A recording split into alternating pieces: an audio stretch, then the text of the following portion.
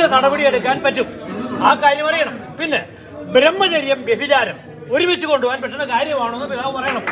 പിന്നെ ഇവിടുത്തെ ക്യൂരിയ അവർ നല്ലതോ ചീത്തയോ ആയിക്കൊള്ളട്ടെ, തന്റെ അടുത്തോടെ പ്രവർത്തിക്കുന്ന ഒരു ക്യൂരിയ ഇപ്പൊ ഇവിടെ ഉണ്ട്. അവരവിടെ നിൽക്കട്ടെ. അവരെ പിരിച്ചുവിടുമെന്ന് ഒരു കിഴങ്ങൻ ഇപ്പം ഒരു ന്യൂസ് ഇട്ടിട്ടുണ്ട്, ഒരു വിമതൻ. ആ കാര്യത്തിൽ ഒരു മറുപടി പറയാനുണ്ടോ? ഈ ക്യൂരിയ ഇവിടെ ഇരിക്കട്ടെ, ഒരു കുഴപ്പം ഇപ്പൊ ഇവിടെ ഇല്ല. സാമാന്യം ഭേദമായിട്ട് അവർ ആവശ്യം വന്ന കാര്യങ്ങൾ അല്ല ഇവര്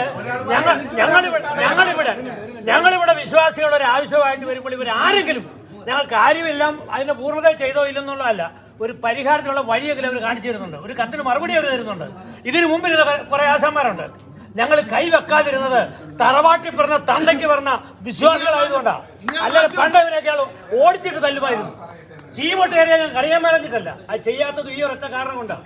പക്ഷേ ഈ കാര്യത്തിൽ ഇവന്മാരെ പുറത്താക്കുന്ന കാര്യത്തിൽ പിതാവ് ഞാൻ ഉറപ്പ് തരണം. ഇവര് സഭയിൽ ചകിത്താൻ മാനസാന്തരപ്പെടില്ല. ആര് സൂചന പ്രസംഗിച്ചാലും ചകിത്താൻ നരകത്തില്ല. അവരങ്ങനെ അങ്ങോട്ട് കയറി വരുന്നത്.